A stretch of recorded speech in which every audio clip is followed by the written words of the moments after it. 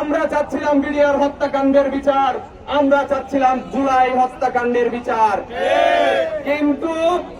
কিন্তু এই অন্তর্বর্তীকালীন সরকার দৃশ্যমান কোন পদক্ষেপ আমাদেরকে দেখাইতে পারে নাই। আমাদেরকে লেখাপড়া ছেড়ে এখনো রাজপথে আসতে হয়, এটা আমি মনে করি এই অন্তর্বর্তীকালীন সরকার, এই ছাত্রদের সরকারের জন্য ব্যর্থতা। সরকারের পক্ষ থেকে এই পর্যন্ত দৃশ্যমান কোন বিচার আমরা দেখতে পাইনি।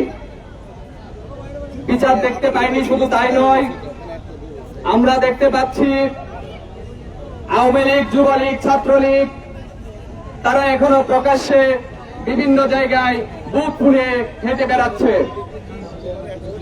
প্রশাসনের ভাইয়েরা সেইটাকে শুধুমাত্র আমাদেরকে পিঠে হাত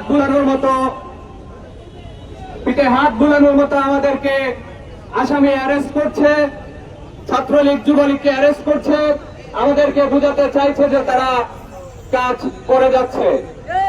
অথচ যারা বড় বড় রাঘব বোয়াল ছিল, যাদের নেতৃত্বে আমাদের উপরে হামলা হয়েছিল, যাদের নেতৃত্বে আমাদেরকে লিস্ট করে আমাদেরকে জেলে ঢুকানো হয়েছিল, তাদেরকে ধরাছোঁয়ার বাইরে রেখে তাদেরকে দেশ থেকে এক্সিট দিয়ে তারা আমাদের সাথে বেইমানি করেছে। আমরা বিভিন্ন সময় বিভিন্নভাবে বিগত 6 মাস ধরে প্রোগ্রামের মাধ্যমে সরকারের কাছে আমরা শাপলা চত্বরের বিচার চাচ্ছিলাম, আমরা চাচ্ছিলাম বিডিআর হত্যাকাণ্ডের বিচার, আমরা চাচ্ছিলাম জুলাই হত্যাকাণ্ডের বিচার। কিন্তু এই অন্তর্বর্তীকালীন সরকার দৃশ্যমান কোন পদক্ষেপ আমাদেরকে দেখাইতে পারে নাই। আমাদেরকে লেখাপড়া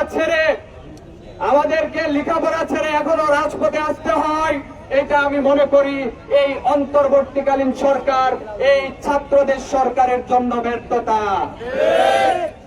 আমি আমার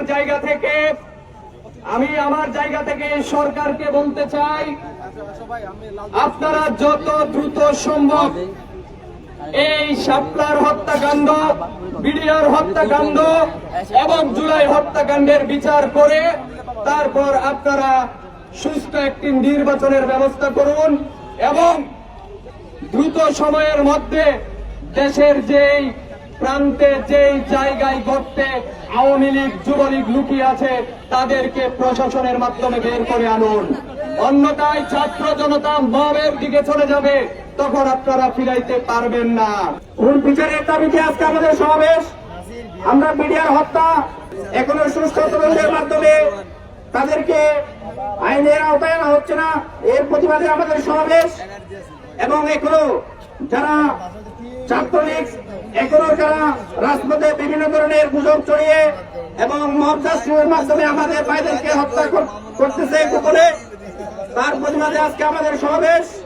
আমরা অন্তর্বর্তীকালীন সরকারকে বলতে চাই, অতি শীঘ্রই এইসব খুনি সন্ত্রাসীদেরকে গ্রেপ্তার করে অতি শীঘ্রই তাদের বিচারের আওতায় আনার জন্য।